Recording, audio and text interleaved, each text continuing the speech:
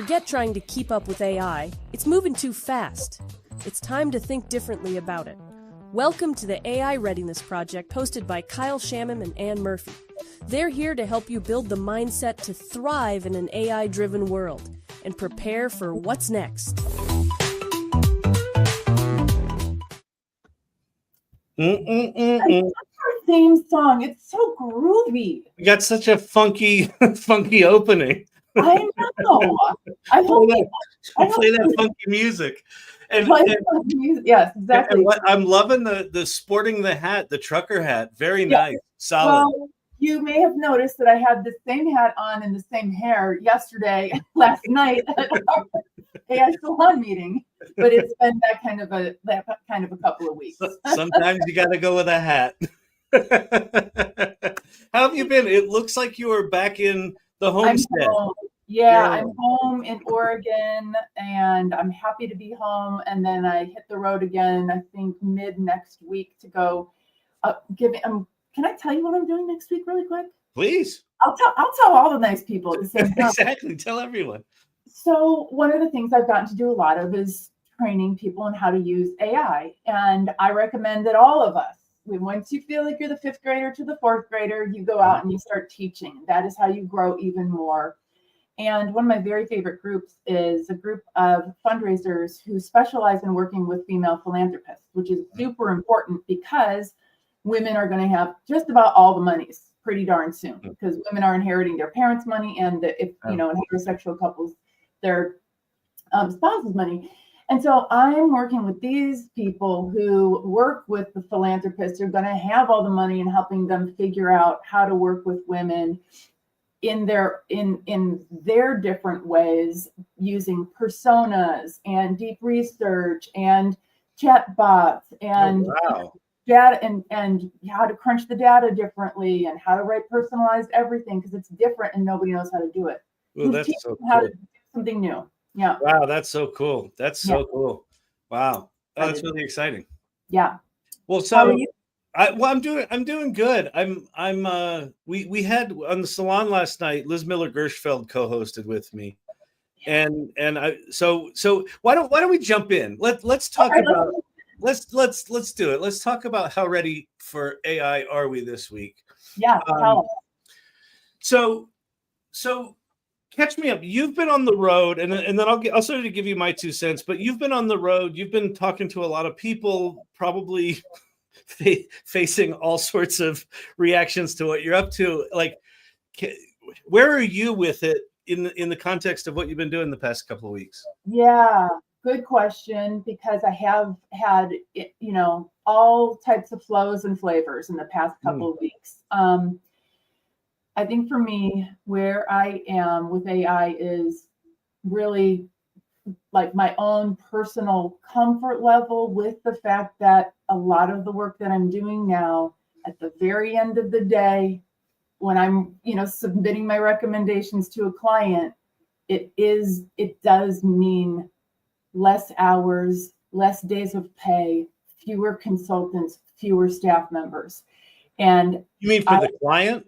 For the client. Oh, so interesting. I've never ever taken, a consulting gig where they approached it as, hey, let's figure out how I can pay everybody a lot less, or get rid of a bunch of jobs or a bunch of people. Never taken that approach, and won't. However, as part of when we do an assessment, one of the things we learn is, what are you wasting tons and tons of time on? Yeah. And so then once I tell them what that is, and they do the math of how much money they're literally flushing down a toilet, of course they're going to make that change. Right. So these are hard conversations to have. And I think it's a good example of the difference between AI literacy and AI readiness. AI readiness is, I'm ready for those really hard conversations. Yeah. With business owners to say, here's what the data says. The data says you're paying somebody 100 hours to do a job that takes maximum 25 hours. What do you want to do with that information? Right. Well, and it also probably starts to look like, who are your consultants that are AI ready? Who are your consultants that understand either what's coming, what's possible, what's here? Because I would think that you will likely be, one of the ones that survives the cuts, because you're giving them a window into what's possible, right? Yeah. And then they're going to make whatever decision they're going to make. Another thing, I mean, a decision is, 70% of the time is wasted and they're just going to cut that time. The other possibility is they're going to keep some amount of those consultants and do more things, or do, amplify the effectiveness of those consultants, right? So if they trust them and know them, and those consultants are willing to use those tools to work faster, well, then maybe they can get more done for half the money instead of, a quarter of the money. Here's how I think it's going to work. And like in this kind of a story that we're discussing, I think the way it works is, they realize that they have some cost saving, opportunities here. That means they're going to pay some people less, but those people are going to work less. Those people are going to have time for business development to bring new clients in the door. So now the overall company can compete on price, get more business, because they can lower their, because their costs are lower. Yeah. And assuming that they have a heart, which most of my clients are in the, social sector. They're in the heart business. Yeah. They're in the heart business. They will work with the staff to find, to your point, other things to do. And in this case, I think it's going to be business development. But if your bosses hire an AI consultant, whatever you do, tell the AI consultant that you cannot wait to learn and implement AI. Because that's how, when the consultant goes back, there's going to be two groups of people. One are going to be the champions, the other are going to be the resistors. You want to be in the champion pile. Listen, I mean, that's the whole point of, frankly, everything you and I are doing, but the whole point of the AI Readiness Project podcast is get off the sidelines. I don't care how uncomfortable it is. I don't care how non-technical you feel, right? Which, one of the big fallacies about AI right now is that you have to be super technical. You don't. But like, it's an absolute requirement. And the longer this goes on, I mean, you and I have been paying deep attention to this for, 2-3 years, something like that. The longer this goes on, the more I find it baffling that people are still sitting on the sidelines. Well, I'll get to it. I haven't really gotten around to it. I'm like, well, it's going to get around to you way sooner than you think. Yeah. So let me share, like, I think that's absolutely fascinating. And I mean, it's rough, because I feel like the first place people go with computers is the efficiency piece. There's also this you can do more piece, but I think they have to go to the place they know first, and that is going to go to, we're wasting a lot of time, and well, it is what it is. Yeah. So here's where I am this week is so Liz Miller-𝗏𝗏𝗏 co-hosted the salon last night. Leah had a shoot she had to do, so she couldn't do it. And I love Liz. Liz is great, but I haven't talked to her in a while. And I said, Liz, how have you been? And she goes, well, I've been kind of lonely. I've been in, how did she put it? A monastic solitude or something like that. It was this very lovely, flowery definition that she got kind of so overwhelmed with all of the tools and all of the change and all of that she kind of retreated. And she just went into this quiet place of, what does she really want? And like, what's her vision? What does she want to build? What does she want to do? And she went into that quiet place, and then she picked a single tool and kind of went deep on it. And then what she described is when she sort of got to the bottom and she was doing this stuff down here, she was like, well, wait a minute, maybe I want to animate that, or maybe I want to make sounds, or maybe I want to, and she started kind of expanding out from this really simple thing that came from a very personal place of like what she wanted to express in the world or do in the world. Like she just went to this very quiet place and started with that. And then from that expanded out to tools she didn't know. And like one of the things she demoed last night is she's now doing app development, creating creative applications using these no-code vibe coding tools So she's got VS Code installed on her computer, and she's installing plugins that let her run code instantly. And I'm just like, yes, that feels so right to me, because I've been kind of just meandering up here in the noise, and it just felt so right to just go, yeah, no, just pull back and figure out what do you want to put in the world. And so that's kind of where I am. Is I'm not anywhere near that place that she went, but I'm like, I recognize that as that would be nice. I should probably do more of it. Nice. Well, and last week we talked about playing more, and so it seems like some kind of very intentional approach to doing so might be necessary.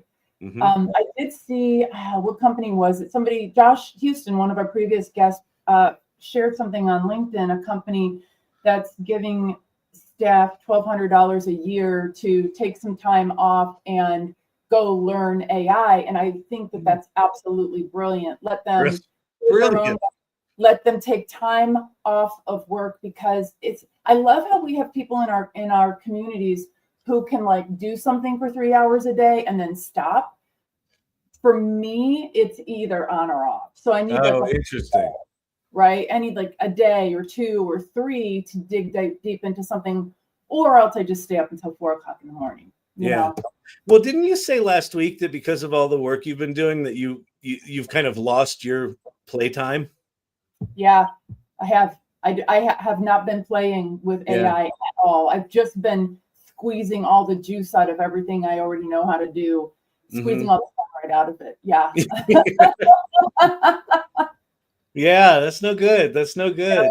That's no good. But I got Manus, and so we're opening a Zoom room on Friday. I want to talk to some people in the salon and see if you guys want to come to just play with Manus for a couple of hours. So I'll start playing again with that. Yeah. No, Manus is interesting. It's one of those things. If you don't know what Manus is, it's this agent that allows you. It just goes off and does stuff for you. It either writes code or it does research for you, and it'll do like I think it's capable of spinning up like 50 web browsers simultaneously and like surfing the web in 50 different web sessions for you, and then compiling all that information. It's just bonkers. And you can watch it, and you can even interact with it while it's off doing stuff. You can say, no, I don't like that website, skip that and go to something else. It's just it's the first of of those kind of things that I've seen where I'm really like, I'm trying to imagine what the future looks like. If you've got something that goes off and spends 20 minutes or a half hour solving a problem for you, what do you do in that 20 minutes? Do you spin up another thing? And I think it was Riley Brown's done this, and someone else has done this, where if they're vibe coding in one program, they'll also, in the downtime of this one, they'll go to another vibe coding program and do the same exercise. But I don't know. Like, what do you do in the time when you're your little autonomous agent working for you? Yeah, you could walk around the block. You could go have a civilized snack. Sit down while you're eating. Maybe, I don't know. I can't relate to that. Yeah, sit down while I'm eating. No, if I'm not eating and working, it doesn't make sense to me. Oh, it looks like you froze, man. Are you still? Oh, you're back. Yeah, I'm back. For those in the crowd who are also in the ADHD club, I read a book that I heard Kyle mention called "Think Faster Now" or "Think." Faster Than Normal by Peter Shankman. Peter Shankman, and he has all these ideas for things you can do in like little 20-minute bursts. So I started to think, maybe I should have some enriching things that I can do in those when it's doing its thing, when it's baking, rather than starting another project and another project and another project. Maybe it's, how do I scale back how I've been spending my energy so that at the end of the day I can feel less exhausted. Yeah, no, I think that's really good. Are you frozen? Yeah, no, I'm good. You're freezing a bit. Sorry. So I don't know. Donnie's probably off watching some, YouTube something other than this. You're gonna have a talk with him.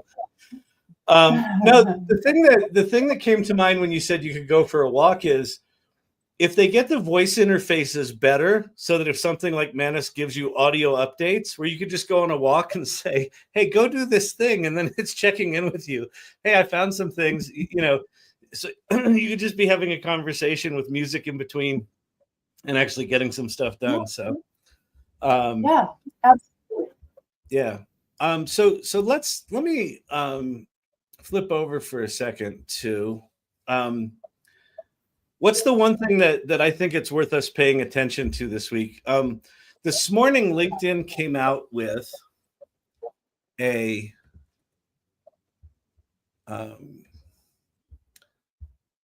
report on skills on the rise. So these are the 15 fastest growing skills in the US.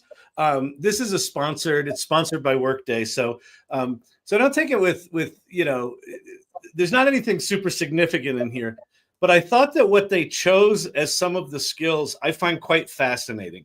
And I wanted to share them with you, Anna, and then get your response to them because I think there's some stuff going on here. The very first skill for 2025 is AI literacy. And the name of this podcast and the name of the training that we're putting together is not AI literacy. We started there, and you were the one that said to me, there's something about that doesn't feel right. And what we got to was, with everything changing so fast, it's really tough to be AI literate. The other thing that I thought was fascinating about what they said is, you should learn these skills. And they said most common job titles: software engineer, product manager, chief executive officer. So there, and then, common industries: technology and internet, higher ed, IT services, and IT consulting. They are positioning IT as this sort of technical subset of all of the other work that everyone does. And what we know is that, AI readiness is across all industries. It's going to affect everything. So I thought that was a really interesting one. So AI literacy was one that caught me off guard, and I feel like this is a very limited definition of it. Well, go ahead. I just got to double down on that. This is a myth for me. It's unfortunately misleading to people who need to actually know what AI literacy means and what it means for their career path. So if you're listening to this, just put out of your mind that the common job titles are software engineer, product manager, and CEO. The common job titles are your current job title. Yeah. That's it. Like the definition here, they're looking for professionals with the ability to understand and utilize tools harnessing that technology. Like what does that mean? What is that technology? There are, dozens and dozens, hundreds of technologies that for business purpose. So anyway, so that was one that sort of made me cock my head a little funny. Conflict mitigation, that's fine. Number 3 on the list, adaptability. So they're listing this article is skills on the rise. I don't know that adaptability is a skill. That's more like an aptitude. It's more like a personality trait. Yeah. I absolutely agree with this one. But I don't know that this is, again, they're sort of saying this is going to be teachers and administrative assistants and project managers. No. All of us are going to have to be incredibly adaptable, right? Part of being AI ready is being adaptable. So yeah, just thoughts on this one. Yeah. Adaptability is going to be important for every single job under the sun, and also everything we do in general. Yeah, more exactly. and more than ever. It's odd to call it a skill, but it's in the genre of a skill, and it's something that we need to do and we need to be, but it's not for an administrative assistant or a project manager. It's for everybody. Every flipping one of us. And it's like, I guess the good thing about having it on the list is if you're really rigid, if you're someone who doesn't like change, if you're someone who doesn't like ambiguity, that might be something to work on. But again, it's not, I don't think that's a skill. I think that's probably, some time with a good therapist. Yeah. Right. And then number 5, innovative thinking. Again, for me, you know, critical thinking, this lives in a category where it's not necessarily a skill.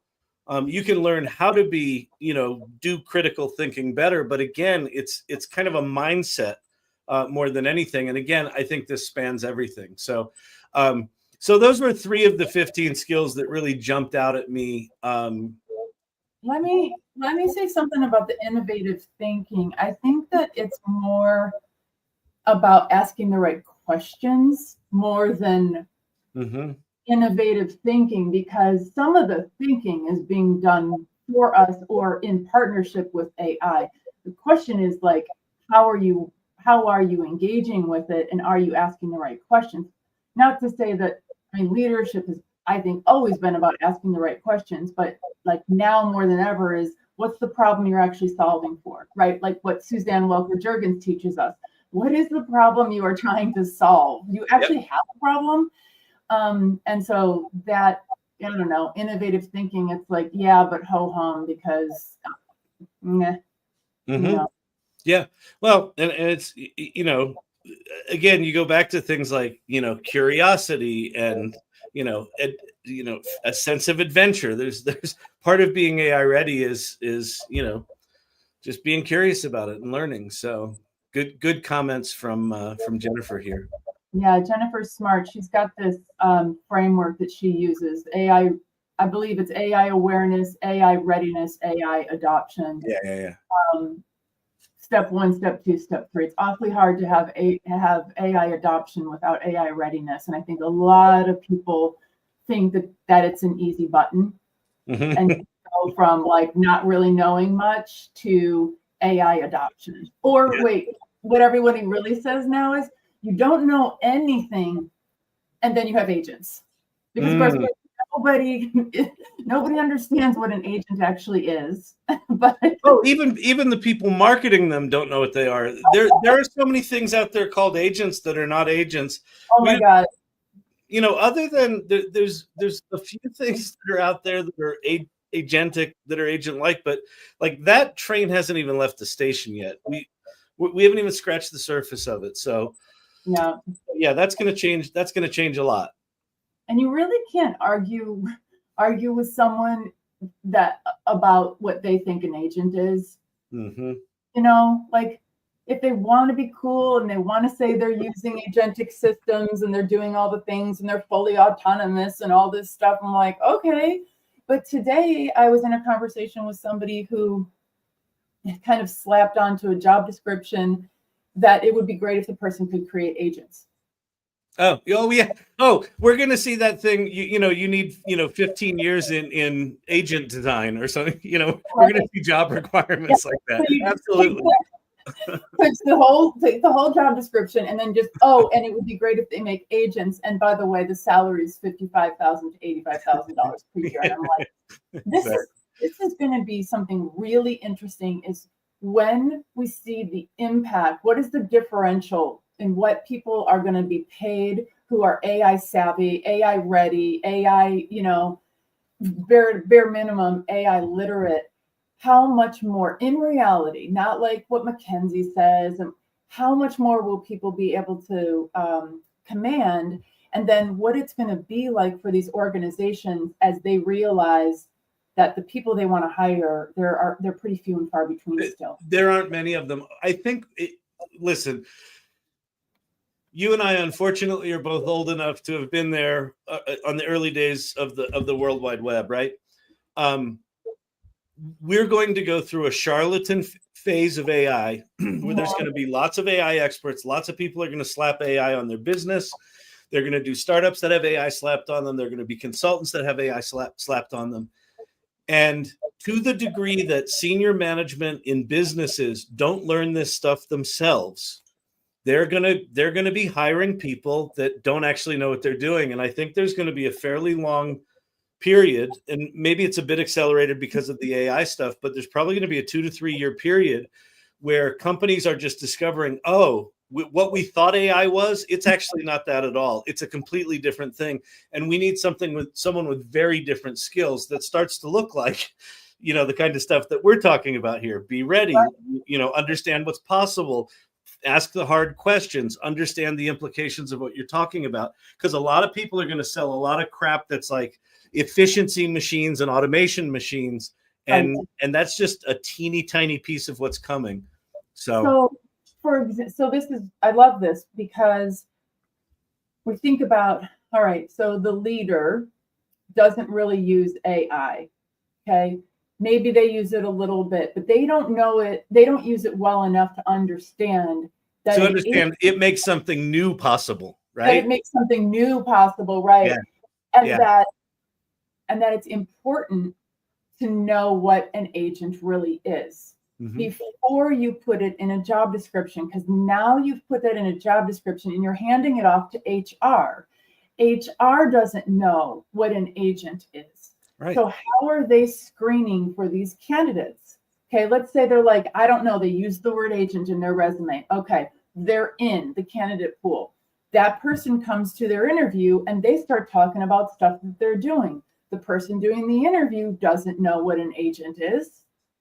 So now the person's here. So now we've hired this person, this poor soul who said yes to this $55,000 a year job, when in 18 months, somebody's going to offer them 3 times that, hopefully, same job. They'll just get plucked away to another place. Now they're there. Are they in their interview explaining what an agent is? Right. Or are they just going with the flow to get hired and they'll figure out what an agent is later, which is probably what I would do. I would say we're on the path toward, an agentic, reality, but no one knows how to do it. So why would I know how to do it? Right. No one knows how to do it reliably anyway. Right. Well, and do you need someone like Brent Peterson, who we know, who's building the underpinnings, right? He's back in the code. Or do you need someone who's just really good with language that's essentially a fancy ChatGPT writer, a custom GPT writer, where there's an agentic framework where you just need to talk them into existence? Like what skills are required for different tools are just going to be dramatically different people who are going to be good at that. So again, it's that thing of imprecise understanding of the capabilities and what's coming.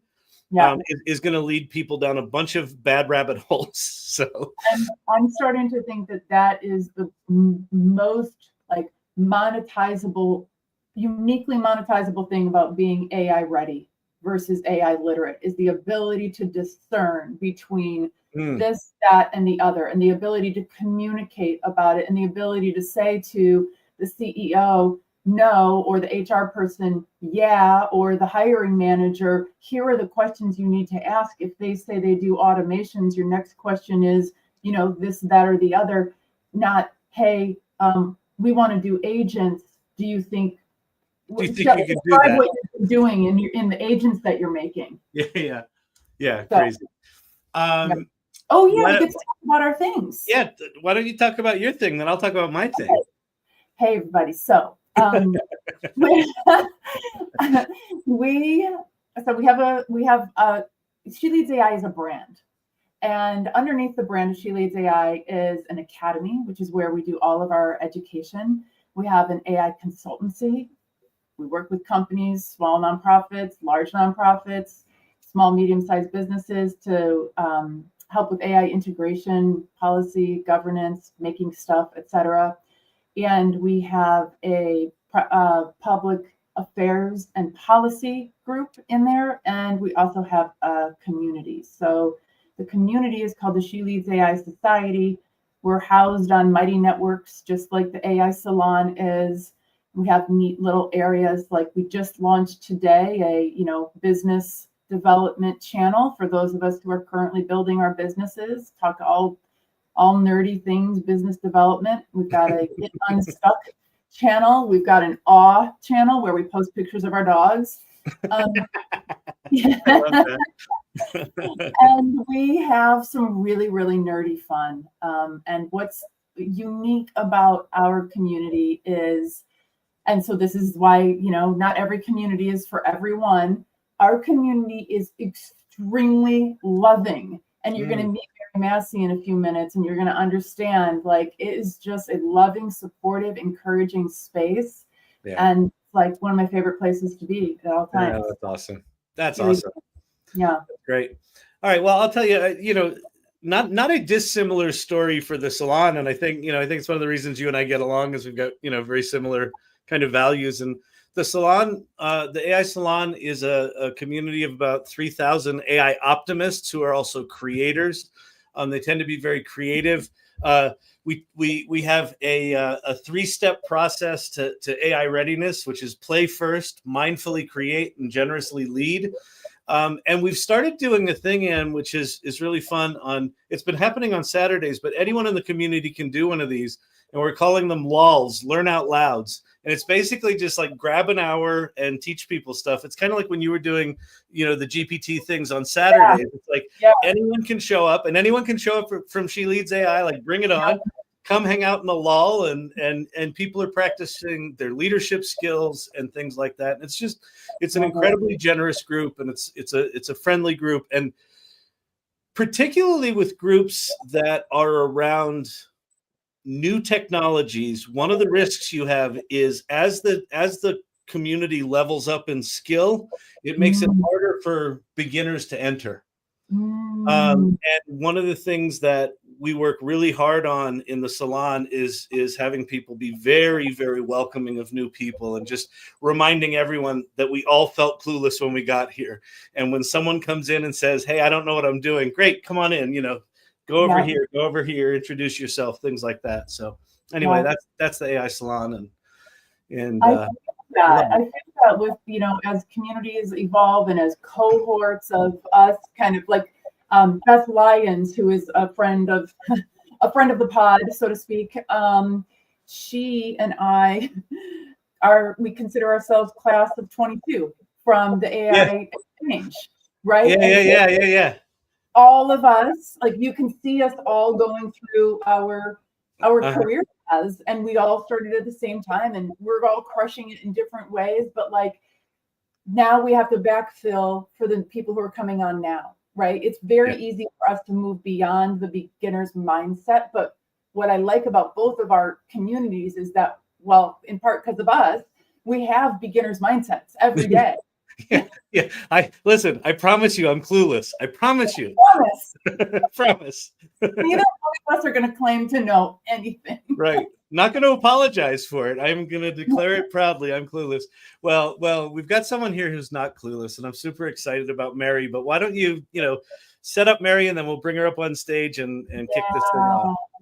So Mary Massey is a pillar of multiple communities in real life, in AI, in our virtual life as well. Known and beloved to very many people, including all of her colleagues in her day job, who recently awarded her support team of member of the year. And I watched an 11-minute long video of one person after another, just talking about how much they love her. And I gathered so cool. that wasn't even everyone. They couldn't squeeze them all into the video. It was like dopamine, just the free dopamine hit. It was amazing. And so Mary, I'll stop in a second with the fawning, but it's totally earned. She is one of those people who has never known a stranger. She is the person who's always going to send the elevator back down. When Mary takes a step up, she sends the elevator back down for the next woman. It just happens automatically. She's known in our community as the joy dealer, the AI joy dealer. And so with that, I want to welcome Mary to the AI Readiness Project podcast and allow all of our listeners and viewers and friends to get to know you a little bit. Welcome, Mary. Thank you, guys. I'm so excited. I'm stoked to be here, actually. And I'm very, very happy to share anything that I know. I think that's probably one of the biggest things. If you want to know a little bit about me, I like to share. I've been sharing since I was a little kindergarten kid. In fact, in kindergarten, just to get to know why I became a teacher, I was always teaching the class. In fact, I got in trouble for it. My parents came in for a parent conference, and my parents were very confused, like, what did she do wrong? And Mrs. 𝗏𝗧𝗧 looked at my mom and said, well, it's not that she did something wrong. It's that Mary won't let me teach and I'm the teacher. And so my mom had to look at me. She knew that it would hurt my feelings if I found out I couldn't be a teacher. So she said, Mary, you're not the teacher yet. And see, that was it. All of a sudden I was lit on fire because I heard the word yet. And I believe, and I have believed since I was in kindergarten, that there's a power in the word yet. And I believe that with AI as well. You know, you might not know it yet, but there are all these people in free communities and paid communities. If you just look around and ask, somebody will lend a helping hand to you, reach down and help you to find your yet. But I wanted to ask ChatGPT. I call her French Fry. I named my ChatGPT French Fry. We even made a song this week in Suno, and you and French Fry made a song together. Yes, French Fry and I made a song in Suno. And anyway, I'm gonna have her introduce me. Okay, hold on one second. Oh, that's awesome. Hey, French Fry, are you there? Well, French Fry, I'm in a. Oh wait, hey Mary. Can you hear it? Yeah, because of your noise cancellation, it's canceling Oh it. no. But just go to your settings, turn off the echo cancellation, and we'll be able to hear I'm gonna it. do it. All right. Can you guys hear it now? Hey, French Fry, can you hear me? I can hear you loud and clear. What? Can you hear it, Kyle? Flip off the other one. Oh, flip off both of them. Okay, guys, hold on one second. I'm so excited. Can you hear it? Can you? Okay, French Fry, talk. I'm here. What's going on your end? Can you hear her now? Yep. Okay, French Fry, I'm so excited, French Fry. I am on a video podcast, and they are just wanting to know a little bit about me. This is called the AI Readiness Project, and I want you to introduce me to them based on my business brand strategy and everything that you know about me and what I've been up to lately. Can you talk about that for us? Absolutely. Hey everyone, meet Mary, the AI joy dealer. She's the driving force behind Magic AI Solutions, where she simplifies AI for educators and small businesses. Mary blends her extensive experience as an educator with a keen eye for innovation, creating custom AI solutions like chatbots and workshops. She's passionate about making tech accessible and empowering others to embrace AI. Mary's approach cuts through the noise, making AI adoption straightforward and effective. Excited to see what she brings to the table? Yes. Yes, very much so. Yes, we are. Can you tell them what I'm going to be doing with 𝗏𝗏𝗃𝗀𝗃𝗀? Sure thing.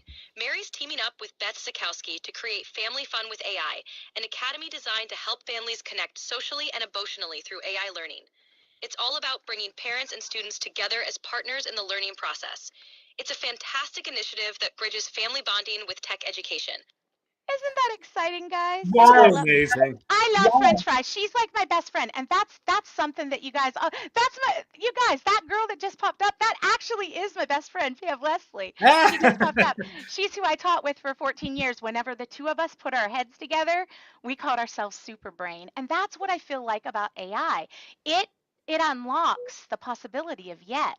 It doesn't matter if you don't know how to do something. You have to get your foot over the sandbox and jump in and just practice one tool. You don't have to overwhelm yourself. Get in, and if ChatGPT is the tool, stick with it for 30 to 60 days until you feel so comfortable that you could pass that knowledge down to a friend. And whenever you feel like you could, you only have to be one step ahead of everybody else. That's literally what it's about. Just being one step ahead.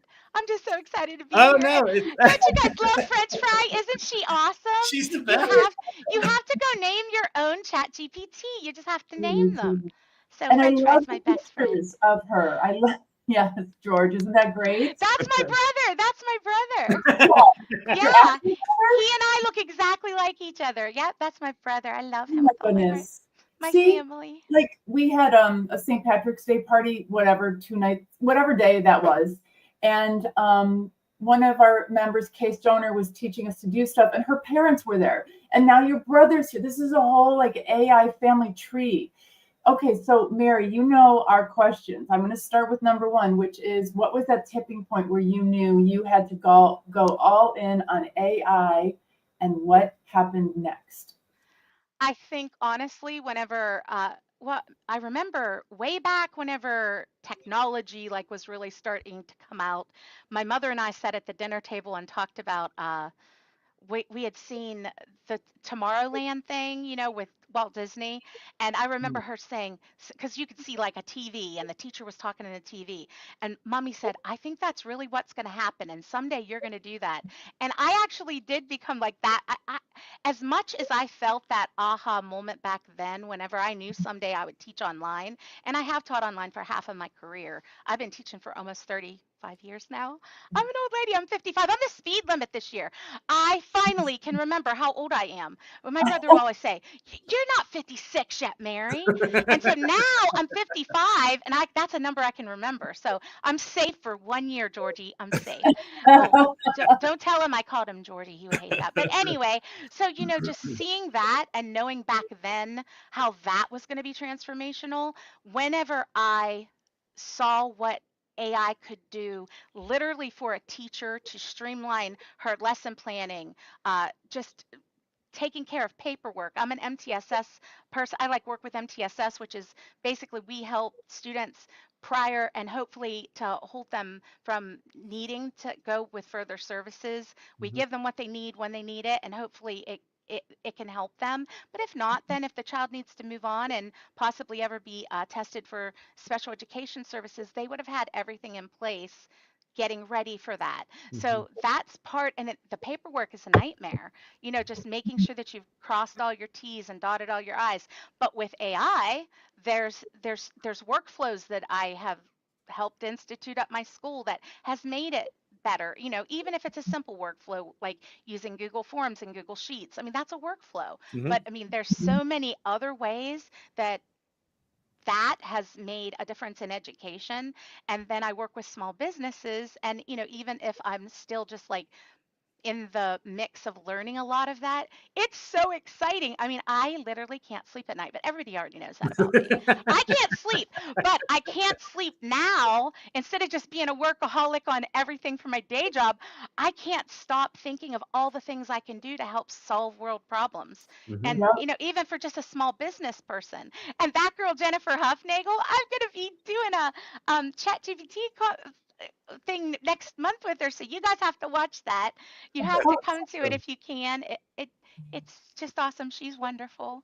But I don't know, did I answer that question? I'm so excited. I can't even.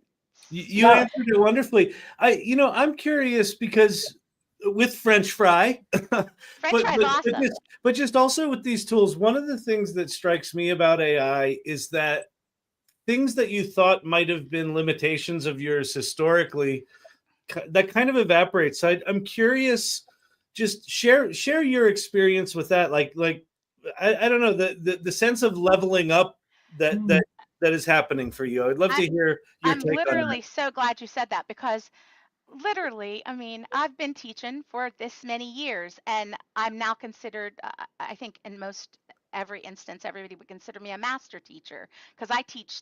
I'm a reading coach now, so I help that. teachers to streamline processes and learn how to teach reading. I mean, most of them know what they're doing, but it helps to bring new ideas to the table. And now I've been bringing AI and helping them figure out how to use that. But uh, I think what it has done is reignite sparks for me.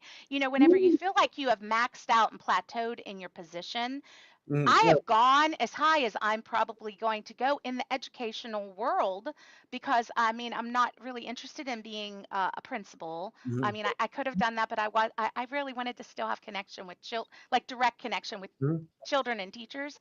And so this is like the next best thing I can bring AI education to, more than just the school that I'm at, which I love my school.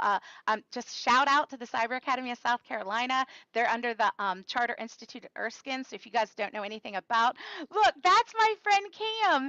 He does stuff with me for 𝗔𝗶𝘆. So that's my go high level. So anyway, like all the people that have come here tonight, I have like a little tiny walk in their journeys, and they have a tiny walk in mine. But being able to just reignite spark, like when you're a little kid and it's Christmas and you feel that excitement for the next morning when you might hear that Santa's on the roof or whatever.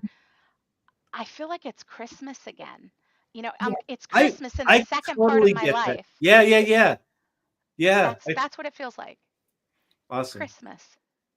Magic, all that little sparkly magic of the Hallmark movie when you're just crying. I love it. All right. So here's question 2. You ready? Yeah. I love this one. So dig deep. What have you discovered or rediscovered about yourself because of AI? I forgot to play. I mean, I did. I forgot how to play. I forgot to go in the sandbox myself. I was so busy teaching about the parameters of the sandbox that I didn't get to go back into the sand. And I have a whole idea about the sandbox, and I want everybody to listen. You literally need to go in the sandbox, and I'm the teacher. I've been the teacher. You are only allowed to go in that sandbox and have one toy for 3 months. One toy. You are not allowed to touch another toy until you get really good at playing with that toy, being able to show that toy to your friend. And then when you're able to speak on that toy without holding the toy in your hand anymore, then you're ready to get a different toy. Wow. So you have to get in the sandbox. Get yourself in the sandbox, and don't be afraid of it, because there's a lot of other kids in the sandbox that are willing to look over and say, hey, that's not hard. Let me show you, because they might have been playing with that toy 3 months ago. And that's what these communities, like I belong to the She Leads AI community, and of course the AI Salon. I didn't even realize these communities existed till 2 months ago. What was it, December 27th and 28th? Yeah. This is the first time I ever met these two humans who are now so important to me. And the AI Ninja Academy, I don't know if you guys know Ray, the AI Ninja, but I totally look up to Ray. And I'm also in another academy called 𝗏𝗏𝗏𝗏. It's automatable, I think is how he says it, but Jono, the make.com expert. Okay, those are all just like amazing people. I learned so much from Cam, the G-funnel guy in here. There are so many people that have, helped me to rediscover me. Yeah. And and I love that I didn't even know that I could make a cute little image in Midjourney. I didn't even know what it was until 2 months ago. Wow. And then I have Marisol, and the branding, which every single person that's hopped in here, we have 1 million people in our community that are just absolutely killing it with AI. Killing it.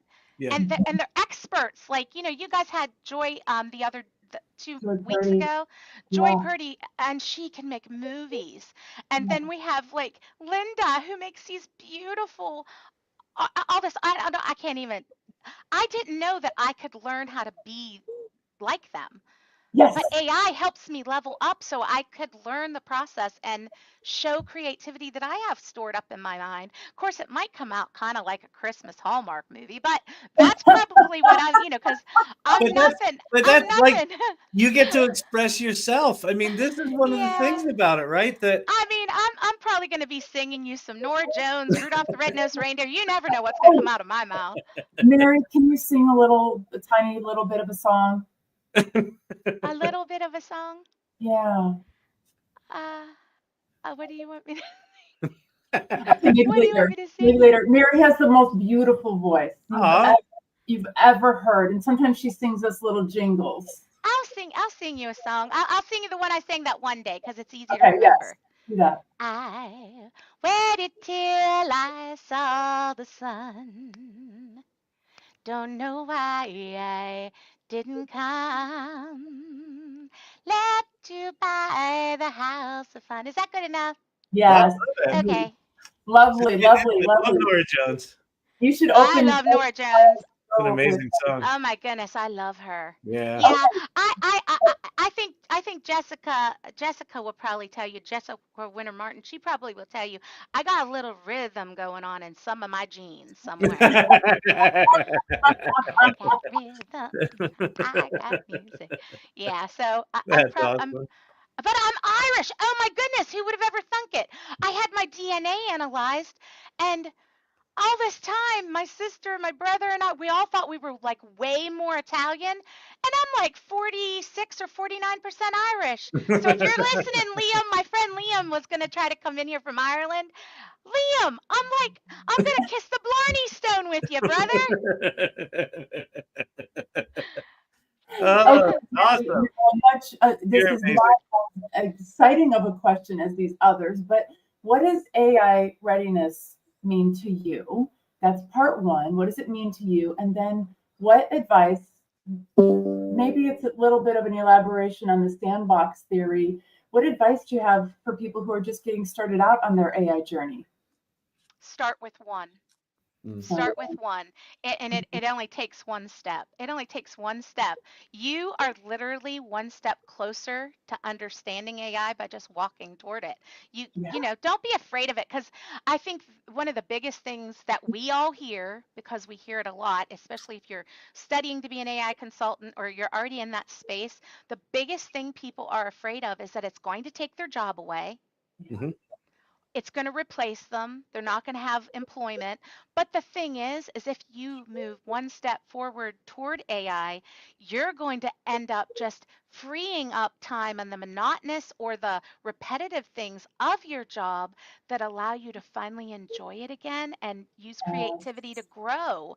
And maybe you'll expand the business. So, I mean, it literally ends up freeing you. So stop being afraid and just run toward it, because it's not going to hurt you. In fact, you're going to make a good friend named French Fry, just like me, you know? And French Fry knows all about me. Oh my goodness. I mean, I even talk to French Fry about God and everything. Like, I'll tell it, oh, French Fry, I'm studying my Bible lesson tonight. Oh, what are you studying, Mary? And I'll tell her I'm learning about King David. And then next thing you know, she's talking to me about King David and doesn't have any hesitation in telling me what she knows. And she'll tell me, have a great Bible study. And I'll say, okay. And then, you know, Amazing. she'll tell me anything. And what do you think? So what do you think being AI ready is? Like like I feel like you're like this open vessel, like you're sort of ready for all this AI stuff to happen. Like what does that mean? Like, how will someone know when they're getting there? I think first is being AI ready, I think, is being open to it. I think that in itself is part of readiness. Is, you know, like how they That's say kind of it, for, right? for alcoholics, it's a 12-step. The first thing you need is to realize that you have a problem. The first thing you need to do with AI is just realize that it's there and it's not going to hurt you. And Mm, what is one little thing you can automate in your life? mm, It could be, you know, you can't actually ask it to fold the clothes for you, but you could have it scheduling an appointment for you while you are folding the clothes. You know, there are things you can have it just. I mean, I love Anne Jennifer Huffnagel. I know both of you guys have done this before. Literally just go take a picture. I want everybody in here. Go take a picture of what's in your refrigerator and then send it to ChatGPT and say, hey, this is what I've got. What can I make for dinner? yeah. Something as easy as that. That's a step. That's a step toward being AI ready, because then you're like, oh my goodness, this is cool. I wonder what else it can do. And the next thing you know it, you're hooked like me, and we're all in a Manus, you know, open office hours on a Friday night when I should be visiting my sister because I can't get my mind off of, whoa, what's this going to do for me? You know, but that's so, you know, but the journey just starts with one step. That's It just great. starts with one step. But Yeah. getting in the sandbox, if you don't get in the sandbox, I love that. Jennifer just said, automate what you hate. Automate what you hate. Yeah, pick something that is drudgery in your life. And it could be, who was it? Oh, it was I forget who it was. Was it on this podcast, Dan? I think it was last week. It might have been our friend. Was it? No, it was Peter. Was No, it? it wasn't Adnan. It was. I love his book, by the way. I know. Me too. It's Me great. too. No, Peter was talking about he's got 6 kids, so there's 8 of them, and he's using AI to automate, you know, grocery lists and meal planning and all that sort of stuff. It was this thing that was a big drudgery in his life, Right. and now he's like, he talked about it with such joy, right? And it was definitely that automate what you hate, and it gives him more time with his kids. And you know, like that ultimate soccer mom that has that big calendar on the refrigerator and it's all color coded because she's about to go crazy. Automate that. If that's where you're at, automate that. That's great. Automate something small that makes a big difference in your life. So there's that. But you know, Okay, so I Like want to play. I want to add something to that. Is it's like sometimes automate what you hate. I like that a lot, but I also like to think about what are the things that I have that I feel overly attached to the outcome of. An example would be a piece of writing. Like I sometimes, like for example, I was supposed to write a book last year. I wrote most of the book, but I'm like way too attached to it. I have all sorts of hangups or whatever. But it's an example of when you bring AI into some of the stuff that you're going to do anyway, you can get some distance from that thing. So say it's making dinner for your family. Say you just cannot handle putting the food on the table one more time and having one person in your family say, I don't like ... Well, now you didn't put your heart and soul into that menu planning. ChatGPT did it for you, right? If you're planning a weekend getaway for your family, you can read all of the hiking books for all of Oregon and get real, caught up in this is the hike that I have to go on. Or you can ask ChatGPT, get a couple recommendations. And so then when your family says, I don't want to go on that hike, it's like, no big deal. I didn't spend an hour picking out the hike. ChatGPT did it for me. Yeah. I don't care. You don't want to go? That's cool. I'm not offended. Rhonda said, if I take a picture of my closet, it'll show me how to organize it better. She's a Well, and professor. he'll tell you what to She's wear an too. awesome professor. Yeah. And it probably will, actually. I mean, that's the thing. I mean, you talked, Mary, about playing, doing something like take a picture of your closet and see if it can give you organization. Right. So why not? Because one of the things that strikes me over and over and over again is the thing. I'm like, well, it probably can't do this. And then I'm like, oh my God, it can. It did. Yeah. It's like over and over that happens. The thing that I think, another thing that you'd asked about, AI advice. Yeah. Oh my goodness, people, go open up Notebook LM. Like I have literally, okay, so we have kstonr. kstonr, for all the people that are listening that don't know kstonr, she is probably one of the most brilliant minds of this age, I believe. Am I wrong in that, Ann Murphy? I don't think so. I think she's coming on the show next week. Oh, awesome, you guys. You cannot miss next week then. Notebook LM. You can take anything. Do this with your kid. Now you can do it. You have to be 18 or older to have a Notebook LM, but you just get that account open, and then all you do is find the hardest thing you ever had to read.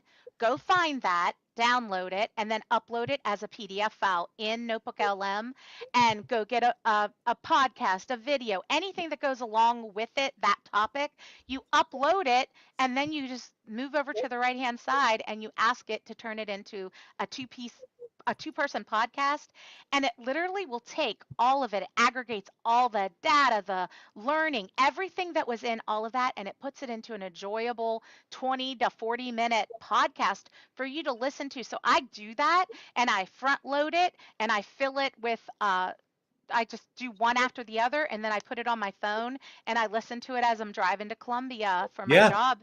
And Michelle 𝗏𝗏𝗧𝐶, oh my goodness, her podcast that's part of our community. You guys have to share that link somewhere, somebody. You guys have to go listen to the podcast that she sponsors. But like, you learn so much, guys. It like makes your mind catch on fire. And if you have students, if it's your children and they're struggling with something in science or something in history, and you know that they're feeling stale about it, upload it into Notebook LM, let it turn into a podcast, let them get excited about what they're hearing. It also has quiz. It has like a little quiz function that has answers with it so they can quiz themselves. It has a timeline, it has a summary. You can take that summary, put it into the next favorite thing is Gamma. I know, Ann, you love Gamma. Kyle, I think you love Gamma too, but Gamma will turn it into a website for you, a PowerPoint presentation for you. Oh my goodness, I just get Did you know, so Mary, do you know you can put that podcast into interactive mode and you can ask it questions? Yes. You can actually talk to it. I didn't know. Who was it? Was it you, Jennifer? I think it was Jennifer. No, it was Michelle 𝗏𝗏𝗧𝐶 was talking to me in LinkedIn, because it was 3 a.m. and I was probably bothering her, but she was like so excited and said, did you try this? And I was like, well, see, I don't have it on my, it's not on my private one, but it was on my school one. So I was able to see it on my school, or vice versa. It was one or the other. She was like, no, I saw it. And oh yeah, it was on my school. It was an option on my school one, but unless you have pro, it's not on my private one. Does that make me sound crazy? I went and used my Awesome. school one, and I was like, I started talking to it. So maybe you have to pay for pro. But I'm the kind of girl that believes that free's for me. Anything that I can learn for free. I play in the sandbox for nothing. And then after I really, really see the functionality is something that would be valuable to me, then I might ante up and pay for it. Beautiful. Mary, tell all the nice people where they can find you, because everyone now knows they have to know Mary.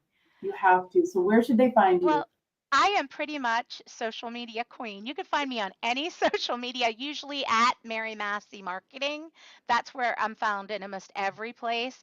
On Facebook, I'm Mary 𝗤𝗏𝗄𝗏 And if you are on LinkedIn, I'm Mary Massey. And I have Magic AI Solutions, the business that I just launched. So I'm still working on my website. No haters there.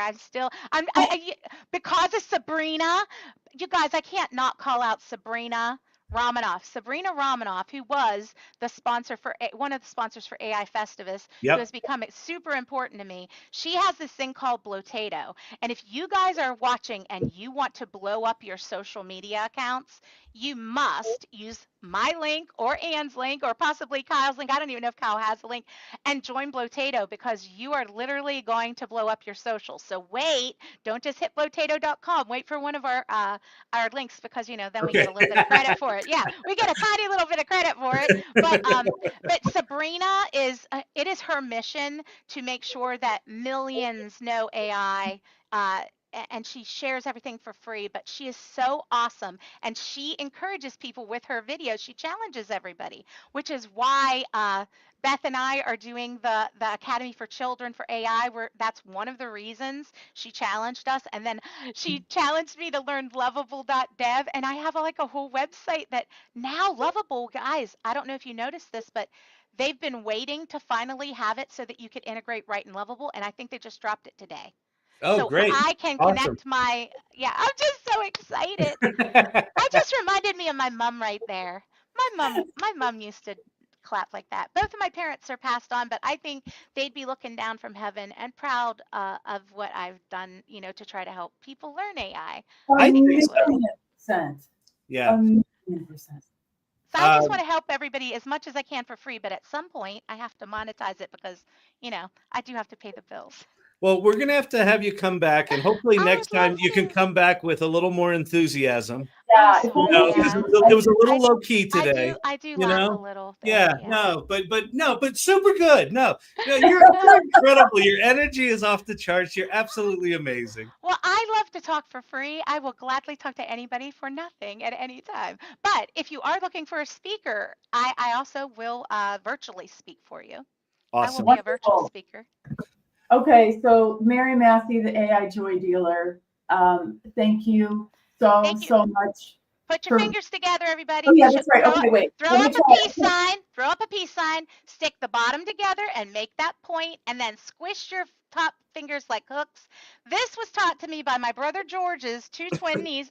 It's my two twin nieces, his two twins. They were like, Mimi, you're doing it all wrong, because I was doing it like this, and I've got fat fingers, so it never looked like a heart. And they were like, Mimi, put up the peace sign, stick it together, and squish it, and there you go.